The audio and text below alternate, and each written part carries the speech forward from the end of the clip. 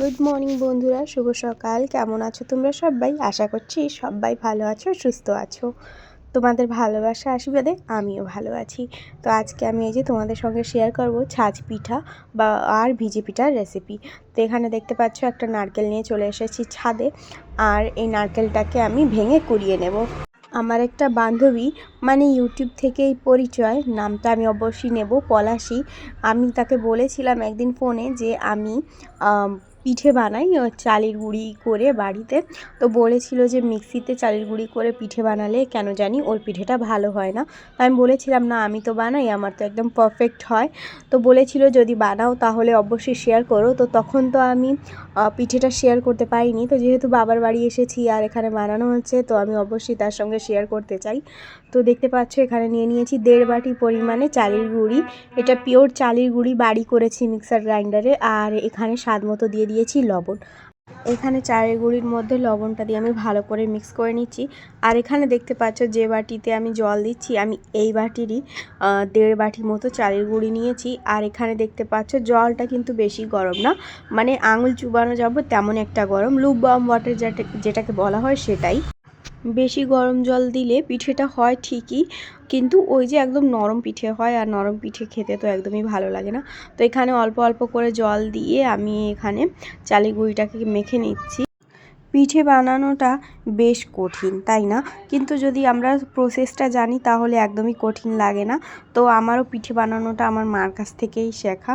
তো দেখতে পাচ্ছ এখানে ভালো করে এই যে চালের গুঁড়িটাকে মিক্স করে নিচ্ছি। এই যেহেতু এতে কোনো লাম্পস থাকলে পিঠেটা ভালো হবে না, ফুলবে না, যার জন্য এখানে চালের গুঁড়িটাকে ভালো করে এখানে গরম জল দিয়েছি অল্প একটু করে, আর মেখে নিয়েছি। তো এই ব্যাটারে কিন্তু হবে না, ব্যাটারটা এখন অনেক গাঢ়, এখানে আবার জল অ্যাড করে ব্যাটারটাকে পাতলা করতে হবে। তো দেখতেই পেয়েছিলে প্রথমে 1 বাটি জল আমি দিয়েছি, আর যেহেতু 1.5 বাটি আমি চালের গুঁড়ি নিয়েছি, তো আমার 1.5 বাটি মতোই জল লেগেছে। তো এখানে দেখতে পাচ্ছ 1 বাটি জল, তবে 1 বাটি দেবো না, আমি তোমাদেরকে দেখিয়ে দিচ্ছি। তো এই যে দেখতে পাচ্ছ এখানে আমি জল অ্যাড করছি আর ভালো করে এটাকে মিক্স করে নিচ্ছি।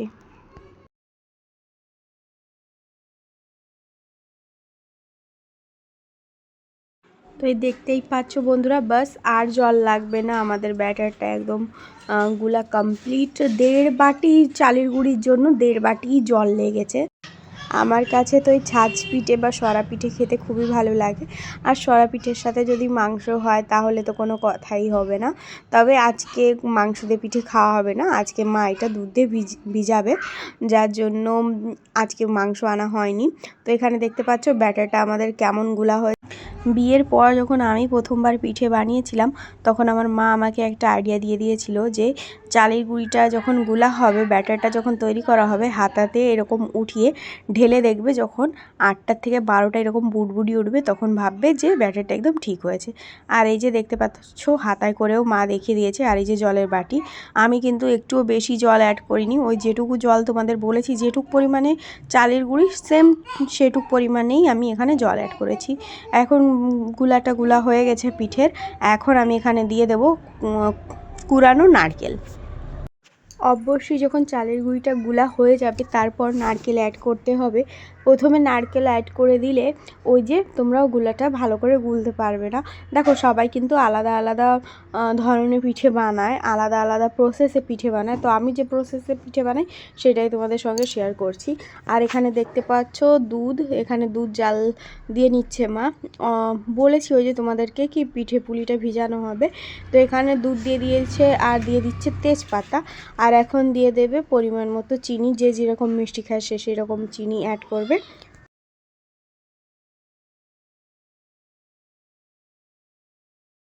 তো এখানে দেখতেই পাচ্ছ চিনি দেওয়া কমপ্লিট, আর এখানে গুলা হয়ে গেছে। আর এখন এই যে গ্যাসের পরে বসিয়ে দিয়েছে সরা পিঠে বানানোর ছাঁচ। তো লোহার ছাঁচে আজকে আমরা পিঠে বানাবো, মেটে ছাঁচও আছে আমাদের, কিন্তু আজকে লোহার ছাঁচেই বানাচ্ছি। তো এখানে দেখতে পাচ্ছ হাতায় করে এক এক হাতা করে মা এখানে ব্যাটারটা দিয়ে দিচ্ছে। আর তোমাদের সঙ্গে এই পিঠেটা আমিও নিশ্চয়ই বাড়ি গিয়ে বানিয়ে শেয়ার করব, যেহেতু এখন বাবার বাড়িতে আছি তো মাই বানিয়ে দিচ্ছে, আমিও হাতে হাতে মার হেল্প করেছি। তো এখানে দেখতেই পাচ্ছ এখানে পিঠেটা সব কয়েকটা দিয়ে ঢেকে দিয়েছে। আর এই দেখো বন্ধুরা কি সুন্দর ফুলেছে। পিঠে এরকম ফুললে না খুব ভালো লাগে জানো তো, দেখলেই একদম শান্তি। আর দেখতেই পাচ্ছ কত ইজিলিভাবে এটা উঠে চলে আসছে।